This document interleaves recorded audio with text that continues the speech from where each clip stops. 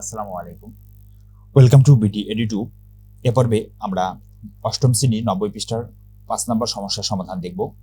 এখানে বলা হচ্ছে 10% মুনাফা হারে 3 লক্ষ টাকার কত বছরের মুনাফা আসলে দ্বিগুণ হবে। অর্থাৎ মুনাফার হার যদি 10 টাকা হয়, অর্থাৎ 100 টাকায় যদি 10 টাকা করে মুনাফা দেওয়া হয়, তাহলে 3 লক্ষ টাকা কত বছর পরে মুনাফা আসলে দ্বিগুণ হবে। অর্থাৎ 3 লক্ষ টাকা 6 লক্ষ টাকা হবে কত বছর সময়ে, এটা আমাদেরকে বের করতে হবে। তো আমরা সমাধান করার জন্য মনে করি n বছরে 3 লক্ষ টাকা মুনাফা আসলে দ্বিগুণ হবে। যেহেতু আমাদের সময়টা জানা নাই, তো আমরা ধরে নিলাম যে সময়টা হচ্ছে n বছর। তো n বছরে 3 লক্ষ টাকা মুনাফা আসলে দ্বিগুণ হবে। অর্থাৎ দ্বিগুণ বলতে কি বোঝাচ্ছে, যেহেতু টাকা 3 লক্ষ, তাহলে দ্বিগুণ মানে হচ্ছে 2 গুণ। অর্থাৎ 3 লক্ষ টাকার 2 গুণ তো কত, 6 লক্ষ টাকা। তাহলে আমরা বলতে পারি যে n বছর পর মুনাফা আসল ইজ ইকুয়াল টু 3 লক্ষ গুণন 6002 টাকা। 2 কেন, এই যে বলছে যে দ্বিগুণ হবে, এই জন্য 2। আর মূলধন ছিল 3 লক্ষ টাকা, তাহলে 3 লক্ষ দ্বিগুণ হচ্ছে কত, 6 লক্ষ টাকা। এখন এখান থেকে আমরা মুনাফা আসল যদি 6 লক্ষ টাকা হয়, তাহলে এখান থেকে মুনাফা কত হবে। আমরা জানি আমাদের আসল হচ্ছে 3 লক্ষ টাকা, এখান থেকে মুনাফা আসল হচ্ছে 6 লক্ষ টাকা। এখান থেকে যদি আমরা 6 লক্ষ টাকা থেকে যদি 3 লক্ষ টাকা বাদ দিই, তাহলে আমরা কি পাবো, মুনাফা পাবো।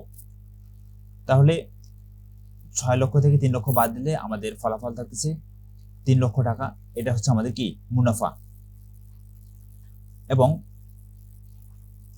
আমরা জানি সরল মুনাফা নির্ণয়ের সূত্র কি জানি, I সমান PRN। তো এখানে আর কি, মুনাফার হার R ইজ ইকুয়াল টু 10%। প্রশ্নে আমাদের বলা হচ্ছে যে 10% মুনাফা হারে, তাহলে মুনাফার হার R ইজ ইকুয়াল টু 10%। তো 10% কে আমরা কিভাবে লিখতে পারি, 10 তারপর পার্সেন্টেজের পরিবর্তে লিখতে পারি আমরা কি 100। তো এখানে এই শূন্য কাটা গেলে কি থাকতেছে, 1/10। এই যে 1/10, এটা হচ্ছে মুনাফার হার আর। এরপরে আসল P সমান কত, 3 লক্ষ টাকা, এবং মুনাফা I সমান 3 লক্ষ টাকা, যেটা আমরা বের করলাম একটু আগে।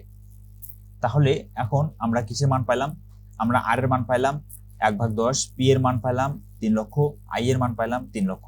এখন আমাদের কি বের করতে হবে, I এর মান আছে, P এর মান আছে, R এর মান আছে, আমাদের প্রয়োজন হচ্ছে এই n এর মান। তো এই n এর মানটা আমরা কিভাবে বের করব, তো এই n এর মান বের করার জন্য আমাদেরকে এই nটাকে যদি আমরা এখানে রাখি, এইদিকে রাখি,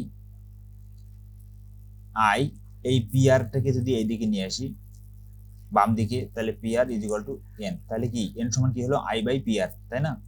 তো এইটাই আমরা এখানে লিখছি যে n সমান I/PR। তো এটাকে আমরা n হচ্ছে কি আমাদের সময়, তো সময় n is equal to I/PR। এখন এখানে যদি আমরা মানগুলো আমাদের বসাই দিই, যে মানগুলো আমরা পাইছি, প্রথমত কিসের মান, I এর মান। I এর মান কত, 3 লক্ষ টাকা। I হচ্ছে কি মুনাফা কত পাইলাম আমরা, 3 লক্ষ টাকা। এই যে এটা 3 লক্ষ টাকা পাইলাম, তাহলে এখানে 3 লক্ষ বসাই দিলাম। নিচে আছে P এর মান কত, P এর মান হচ্ছে আমাদের কি 3 লক্ষ, P এর মান হচ্ছে 3 লক্ষ। এই যে 3 লক্ষ টাকা আমরা এখানে বসাই দিলাম, গুণন R এর মান কত, এই যে R এর মান হচ্ছে আমাদের কত, 1/10। তাই এই যে 1/10 আমরা এখানে বসাই দিলাম। এখন এই সমস্যাগুলো যদি আমরা একটু সমাধান করার চেষ্টা করি, এখানে দেখেন, এখানে উপরে আমাদের আছে 3 লক্ষ, এইখানে এই 3 লক্ষ আর এই 1/10, এই দুটো কি গুণ অবস্থায় আছে। তো এটা নিচে আছে যেহেতু, তাহলে এই শূন্য আর এই শূন্য যদি আমরা কেটে দেই, তাহলে এখানে কি থাকতেছে, 4টা শূন্য এখানে থাকতেছে। তো এখন এখান থেকে যদি আমরা আরো কাটাকাটি করি, এই শূন্য, তাহলে এখানে থাকতেছে, উপরে থাকতেছে 30 আর নিচে থাকতেছে 10। তো 30 কে যদি আমরা 10 দ্বারা ভাগ করি, 3 দ্বারা ভাগ করি, তাহলে কি 3 10 30, তাই না। তাহলে ফলাফল আসতেছে 10। তাহলে 10 বছর। তাহলে আমাদের কি প্রশ্ন চাইছে যে 3 লক্ষ টাকা কত বছরে মুনাফা আসলে দ্বিগুণ হবে, কত বছরে। তাহলে আমাদের ফলাফল পাইলাম আমরা 10 বছরে। তাহলে 10 বছরে মুনাফা আসলে দ্বিগুণ হবে। তাহলে এটাই হচ্ছে আমাদের অ্যান্সার, যে 10 বছর। তো এই ছিল সমস্যার সমাধান।